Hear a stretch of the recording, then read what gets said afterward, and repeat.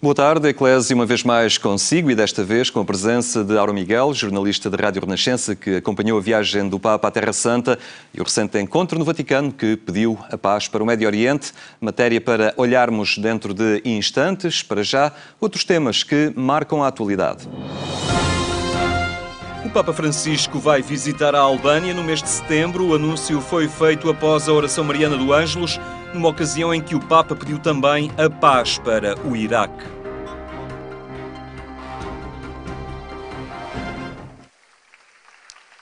No seu encontro dominical com os peregrinos, o Papa Francisco aproveitou este domingo para recordar a grave situação que se vive no Iraque. A escalada de violência dos últimos dias tem provocado a fuga de populações, em particular das comunidades cristãs. Invito tutti voi ad unirvi alla mia preghiera per la cara nazione irachena, soprattutto per le vittime e per chi soffre maggiormente le conseguenze dell'accrescersi della violenza, in particolare per le molte persone, tra cui tanti cristiani, che hanno dovuto lasciare la propria casa. O Papa manifestou o seu desejo de um futuro marcado pela reconciliação, a segurança e a paz, onde todos os iraquianos, independentemente da sua confissão religiosa, possam construir em conjunto a sua pátria, criando um modelo de convivência. Depois, Francisco anunciava uma deslocação pastoral à Albânia que pretende concretizar no dia 21 de setembro. Con questo breve viaggio desidero confermare nella fede la Chiesa in Albania e testimoniare il mio incoraggiamento e amore a un paese che ha sofferto a lungo in conseguenza delle ideologie del passato. Na sua reflexão, antes da oração mariana do Ângelus, o Papa falou da Santíssima Trindade, que a Igreja celebrava nesse domingo. Na solidariedade, as palavras de pouco valem. O importante são as obras. A afirmação é do Papa Francisco, que recebeu no Vaticano 30 mil membros das Misericórdias de Itália. Na segunda-feira foi a vez do arcebispo de Cantuária escutar de Francisco o empenho no caminho ecuménico. O objetivo da plena unidade pode parecer distante, mas continua a ser a meta para a qual devemos orientar todos os passos do caminho ecuménico que estamos a percorrer em conjunto, disse o Papa na audiência ao arcebispo de Cantuária. Francisco reconheceu que o progresso em direção à plena comunhão não será simplesmente o resultado das ações humanas, mas um dom de Deus. No sábado, Francisco recebia 30 mil membros das diversas misericórdias italianas. O Papa salientou o excesso de informação que hoje temos relativamente à pobreza e que nos pode transformar em espectadores informados, mas também desinteressados desta realidade. Troppe parole, ma non si fa niente. Questo è un rischio, non è vostro. Vostro lavorate bene, eh? Ma c'è il rischio. Quando io sento alcune conversazioni fra persone che conoscono le statistiche, dicono, ma che barbarità padre, che barbarità, che barbarità. Ma cosa fai tu per questa barbarità? Niente, parlo. E questo non rimedia niente. Di parole abbiamo sentito tante. Quello che serve è l'operare, l'operato vostro. La testimonianza cristiana, andare dai sofferenti, avvicinarsi come Gesù lo ha fatto. Imitiamo Gesù. As Misericórdias Italianas são um movimento de voluntariado cristão a celebrar 770 anos de atividade.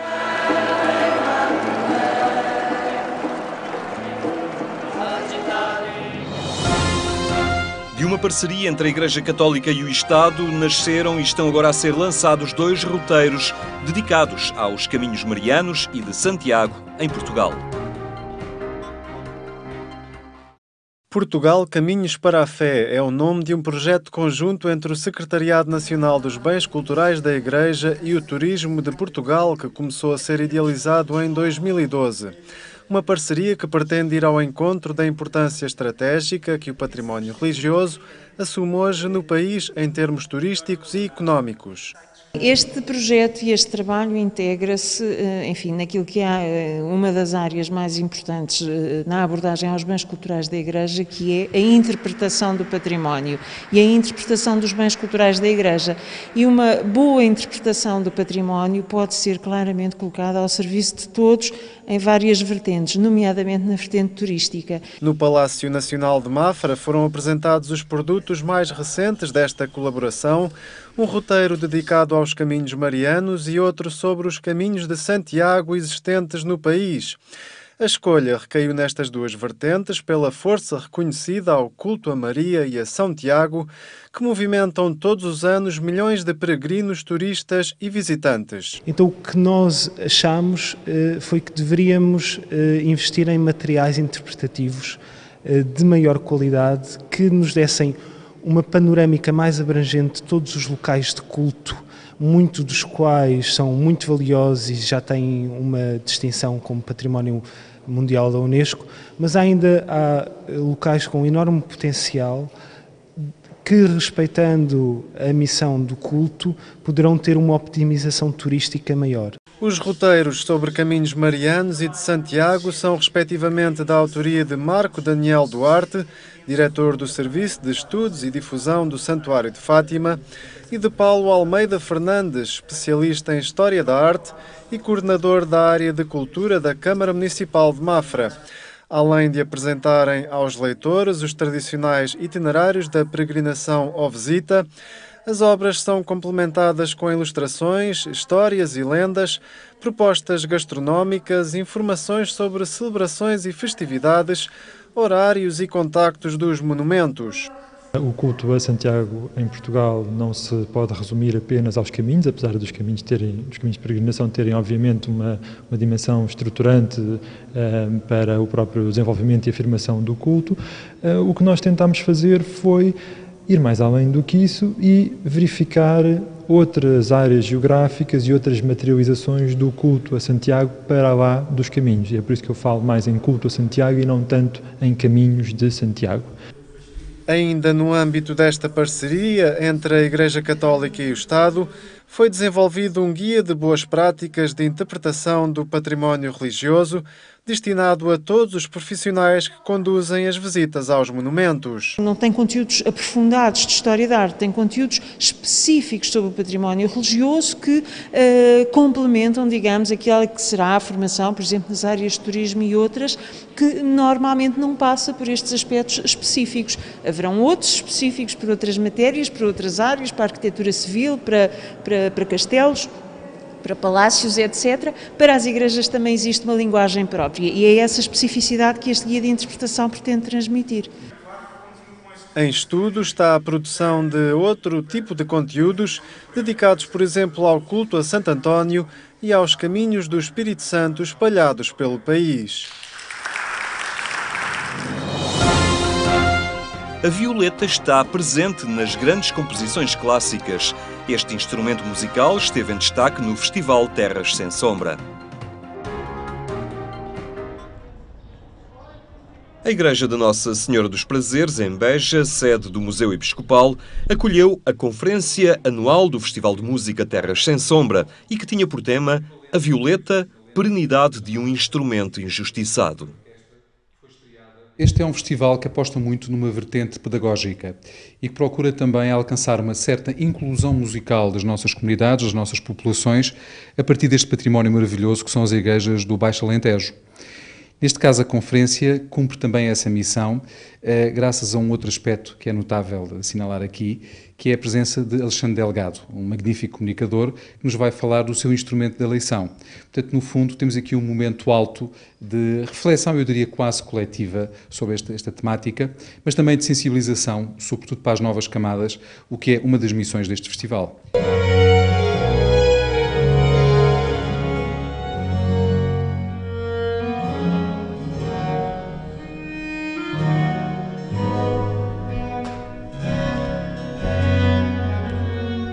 Foi aluno de composição de Joly Braga Santos e Jacques Charpentier, diplomando-se em violino e composição no Conservatório Nacional. Alexandre Delgado esteve no Festival Terras Sem Sombra para divulgar um instrumento que poucos conhecem, a violeta. Bem, a começar pelo nome violeta, muita gente não sabe que se chama assim, porque no meio musical o termo que se usa sempre é viola, que na verdade é um anglicismo, porque violeta é o termo tradicionalmente em português, em que é o único país que lhe dá esse nome. Violeta é um nome que vinha do século XVIII, usava-se em Itália, mas depois só ficou em Portugal. É um instrumento muito mais comum do que as pessoas podem imaginar, porque qualquer orquestra que vejam, as pessoas julgam que são tudo violinos aquilo, e não, 1/3 dos violinos são violetas, são um bocadinho maiores, portanto as pessoas confundem com violino.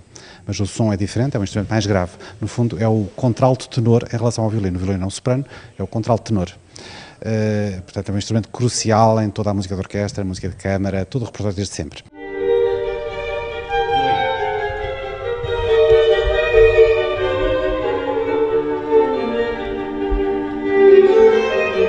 Instrumento de compositores, a violeta foi tocada e preferida em música de câmara por Haydn, Mozart, Beethoven, Schubert e Mendelssohn. Brahms, Tchaikovsky, Strauss e Mahler confiaram-lhe temas que lhe revelam a alma poética e original. O Festival Terras Sem Sombra continua a ser um palco para a divulgação e inclusão musical das gentes do Alentejo que usufruem desta proposta na riqueza da arte sacra que caracteriza tantos templos cristãos do Alentejo.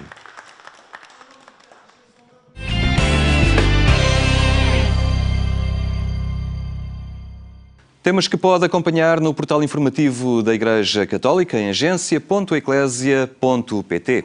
A paz para o Médio Oriente constituiu um fio condutor para os encontros do Papa com as autoridades israelitas e palestinas, primeiramente em Belém e Jerusalém, agora também no Vaticano.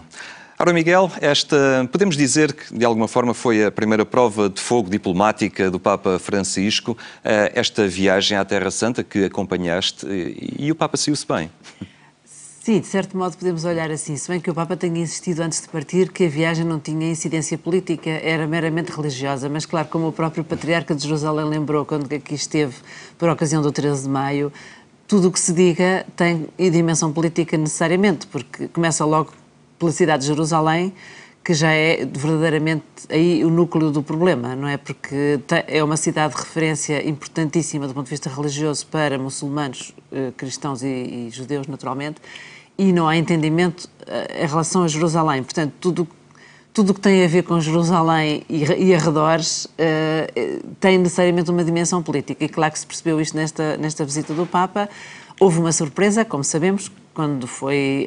houve várias leituras possíveis do ponto de vista político. A começar, já agora, pelo facto de ele ter ido da Jordânia diretamente para Belém de helicóptero, que foi a primeira vez, porque nas 4 visitas dos 4 papas na Terra Santa, sempre incluíram Jerusalém, faz parte da Terra Santa, mas entraram depois na Palestina através de Israel.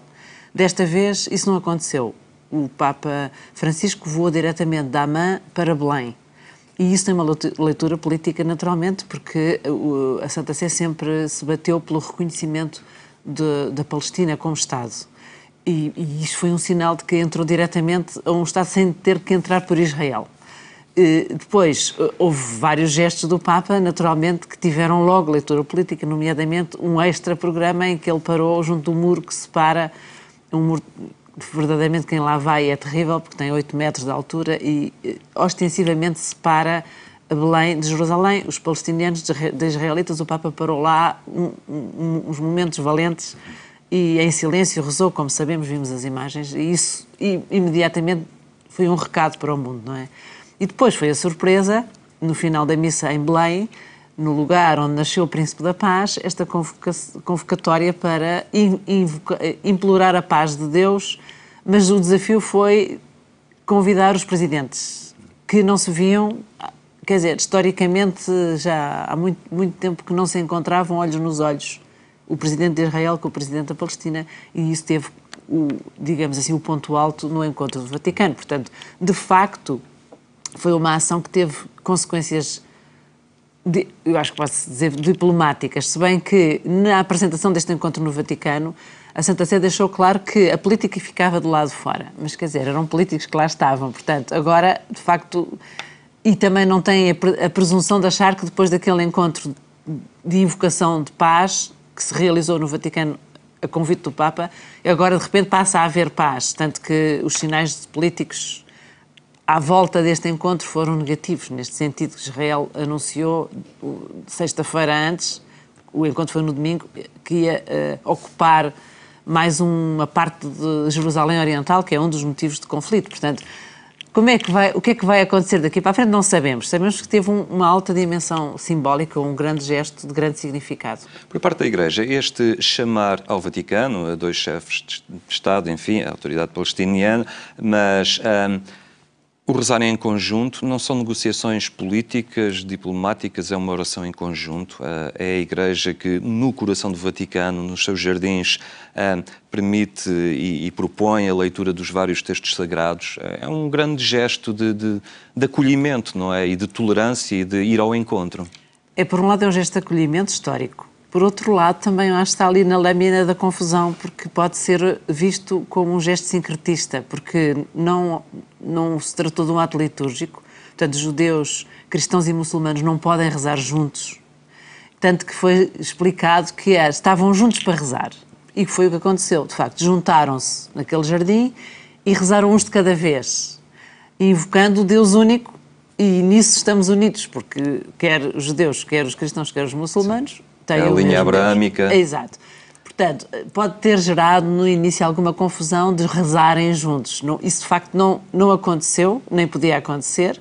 Aconteceu, e foi muito bonita a maneira como foi preparada, e foi preparada pelo que tem a custódia da Terra Santa, o Padre Pizzaballa, que está no terreno e está habituado, enfim, a relacionar-se. Portanto, no fundo, foi um grande momento interreligioso, podemos dizer assim, mas houve três etapas e cada um deles rezou com o mesmo esquema. Portanto, um louvor à criação, um pedido de perdão e um implorar a paz. Portanto, nesse sentido, foi altamente simbólico. Quer dizer que, apesar da diferença, e ninguém quer tirar a diferença uns dos outros, apesar de certas divergências ou de sensibilidades diferentes, é possível estar juntos por um objetivo nobre e grandioso, que é determinante para uma vida feliz e uma vida certa, que é a paz. E isso aconteceu verdadeiramente, com alguns fora-programas e surpresas que houve, mas pronto.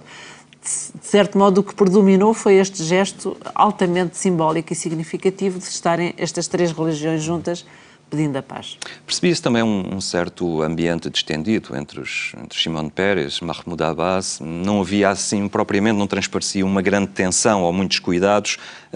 E isso foi um sinal de esperança também, ao fim. Foi. Entre os três grandes protagonistas, podemos dizer assim, também, entretanto, foi convidado o patriarca Bartolomeu de Constantinopla, mas, de facto, os três grandes protagonistas eram o Papa Francisco e os dois líderes. E, de facto, foi bonita a maneira como se saudaram, com ar tranquilo, podemos dizer assim. As surpresas veio mais quando foi o momento das orações, porque a condição tinha sido todos darem os textos a todos para saberem o que é que iam dizer naquele momento, porque as línguas os judeus fizeram tudo em hebraico e os muçulmanos em árabe, só que os muçulmanos terão introduzido textos que não era suposto. Houve uma predominância, uma espécie de desabafo sobre Jerusalém, a falta de acesso a Jerusalém, lá está a questão verdadeiramente crucial e introduzida sempre pelos muçulmanos. No final houve um muezzin que terá feito uma entoação religiosa que também não era suposto, isso criou alguma tensão, mas isso, enfim, isso faz parte das feridas, porque verdadeiramente as feridas são tão grandes entre uns e outros e têm 60 anos, mas nestes 60 anos foi a primeira vez que de facto isto aconteceu e permanecerá para sempre na história e esperemos que agora, e que será paciente, não é? O caminho da paz é, como o Papa Francisco diz, artesanal, tecido minuciosamente e passa pelo coração de cada pessoa e, portanto, eu acho que nesse contexto o encontro pela paz ajudou. Na Terra Santa houve aquele gesto também muito simbólico no 50º aniversário do encontro de Paulo VI com Atenágoras e agora Francisco com Bartolomeu I. E depois Bartolomeu I novamente no Vaticano. Podemos perceber aqui uma aproximação, uma vontade de diálogo mais aprofundada? Poderemos ter mais vezes Bartolomeu I junto do Papa Francisco em eventos assim grandiosos? Quer dizer, o percurso já estava muito avançado, não é? Porque já se pode considerar verdadeiramente o amigo mais próximo no mundo ortodoxo é o Patriarca de Constantinopla, porque, como sabemos, a Igreja Ortodoxa é muito variada e autocéfala, portanto não há um Papa como nós temos, não é? Portanto são vários universos, tanto por exemplo, o Patriarcado de Moscou ficou um bocado, enfim, não sei se devia dizer isto, um bocadinho ciumento destes avanços com Constantinopla, já protestaram, enfim, portanto não será fácil no mundo ortodoxo em geral, mas em relação ao Patriarcado de Constantinopla, sim, absolutamente, verificamos que há verdadeiramente um crescendo, que já começou com João Paulo II, quer dizer, já começou com Atenágoras e Paulo VI, mas que tem vindo realmente num crescendo, ao ponto que Bento XVI também foi a Constantinopla a convite deste mesmo patriarca. Francisco foi à Terra Santa por iniciativa deste mesmo patriarca. Portanto, não é que o protagonismo seja só do lado da Igreja Católica, é também do lado do Patriarcado de Constantinopla, portanto, e também foi bonito, porque ambos disseram no Santo Sepulcro, quando foi o grande encontro, para comemorar os 50 anos da visita de Paulo VI e de Atenágoras, que não sabem quando é que haverá comunhão. O que desejam verdadeiramente é isso, estarem juntos à mesa da Eucaristia. Não sabem quando é, mas não faz mal porque já têm predisposição para aprofundar o relacionamento mútuo através do amor a Deus e do caminho que Deus lhes dá. Portanto, o Papa cada vez mais no caminho que Deus lhe pede e o Patriarca também. Portanto, um dia chegarão certamente à comunhão. Muito bem, Aura Miguel, muito obrigado. São certamente, é certamente uma janela de esperança, não apenas no diálogo ecuménico, mas também nas relações de paz entre palestinos e israelitas. Muito obrigado pela tua presença. As tentativas do Papa Francisco para levar a paz ao Médio Oriente, um esforço para derrubar ódios históricos e para reforçar a união entre os povos, as identidades culturais e religiosas. Foi o programa Eclésia. Tenha então uma muito boa tarde. Até amanhã, se Deus quiser.